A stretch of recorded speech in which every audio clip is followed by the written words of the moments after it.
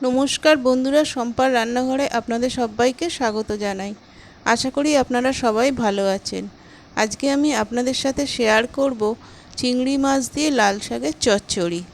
গরম ভাতের সাথে এই লাল শাক চচ্চড়ি খেতে দুর্দান্ত লাগে। আপনারা এই রান্নাটা খুবই ভালো পারেন, কিন্তু আমি কিভাবে করি সেটাই আমি শেয়ার করলাম। আসুন তাহলে রেসিপিটি শুরু করি। আপনি যদি আমার চ্যানেলে নতুন বন্ধু হয়ে থাকেন, প্লিজ আমার চ্যানেলটাকে সাবস্ক্রাইব করে পাশে থাকার অনুরোধ রইল। এখানে আমি লাল শাক কুচি করে কেটে পরিষ্কার করে ধুয়ে জল ঝরিয়ে নিয়েছি। এখানে আমি বেগুন আলু ছোট ছোট টুকরো করে কেটে নিয়েছি, আর তার সাথে দুটো কাঁচা লঙ্কা নিয়েছি। এখানে আমি চিংড়ি মাছগুলো কেটে পরিষ্কার করে ধুয়ে নিয়েছি।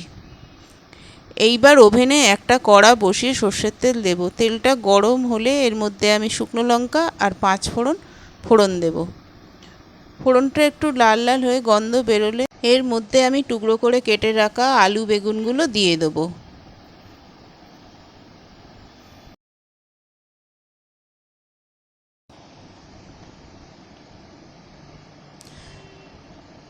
আলু বেগুনটাকে আমি লাল করে ভেজে নেব। এতে আমি সামান্য একটু লবণ দেব। বেগুন আলু লাল করে ভাজা হয়ে গেলে এর মধ্যে আমি সামান্য হলুদ গুঁড়ো আর সামান্য জিরে গুঁড়ো দিয়ে দেব। দিয়ে আবারও সব একসাথে মিশিয়ে আমি একটু ভালো করে ভেজে নেব।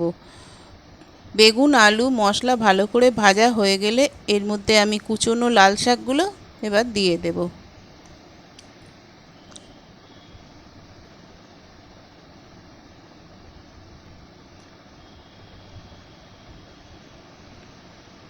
দিয়ে সামান্য লবণ দেব।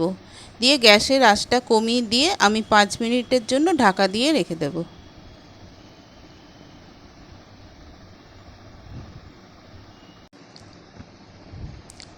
5 মিনিট বাদে ঢাকনা খুলে আমি ভালো করে সব একসাথে মিশিয়ে নেব।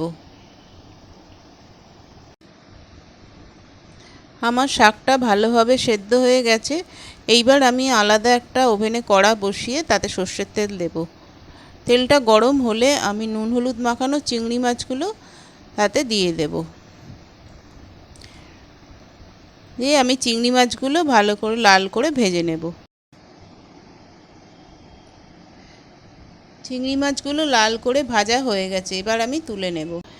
এইবার আমি লাল শাকের মধ্যে 1 চামচ চিনি দিয়ে দেব, আর ভাজা চিংড়ি মাছগুলো দিয়ে দেব। দিয়ে আমি ভালো করে সব একসাথে মিশিয়ে আবারও একটু ভালো করে কষে নেব। এর মধ্যে আমি 2টো কাঁচা লঙ্কা দিয়ে দেব। এবার সব একসাথে আমি ভালো করে মিশিয়ে নেব। যতক্ষণ না শাকের জল শুকোচ্ছে ততক্ষণ আমি এটাকে রান্না করব। শাকের জল শুকিয়ে গেছে, এইবার আমি এর মধ্যে 1 চামচ গোটা পোস্ত দিয়ে দেব।